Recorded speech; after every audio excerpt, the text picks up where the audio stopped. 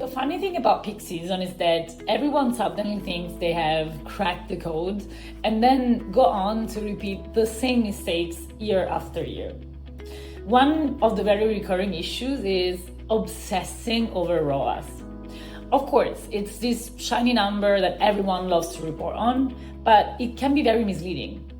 Across industries, and especially in DTC and fashion, we've seen up to 50-60% of so-called high ROAS spend turn out to be non-incremental, meaning those customers would have purchased anyway.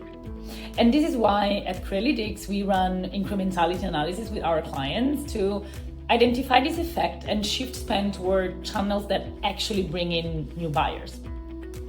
Last year, for example, that shift helped us grow the share of new customers by over 20% year on year during the holiday period for one of our clients, who was obviously very happy. Another common mistake is poor budget timing. Too many brands spread spend evenly across November and then undershoot on Black Friday itself. Yet we know that Black Friday and Cyber Monday generate 3-4 times the sales of an average day. And with one of our clients, we tested concentrating 40% of budget into Black Friday weekend, and efficiency improved by 3x compared to the year prior.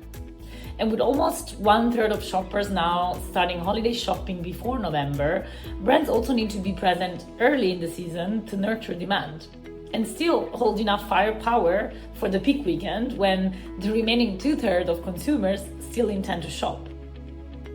And indeed, a related pitfall is not nurturing the full funnel in time.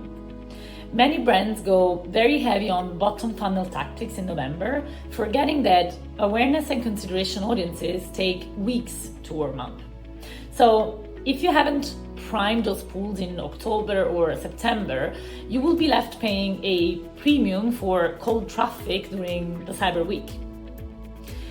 On top of that, with over 60% of consumers motivated by flash sales and limited time offers, brands that build and nurture audiences early enough can capture that demand far more profitably.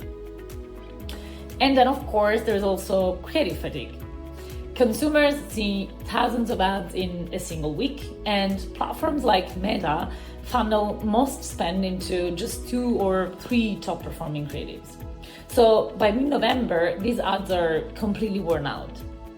At Crealytics, we recommend, for this reason, a weekly refresh cycle during Q4, because we've seen that brands who stick to this cadence keep engagement stable, while those who don't face spikes in CPMs as fatigue sets in. And because over 50% of online sales now happen via mobile devices, these creatives also need to be designed for mobile-first experiences and thumb-stopping experiences, not just resized desktop assets. And finally, many teams skip the prep work. Prep work is important, guys. Way too often, brands wait until Q4 to figure out what's incremental and what isn't, and that's simply too late. The smart move is to run incrementality tests earlier in the year so that when peak season arrives, you already know which levers to pull.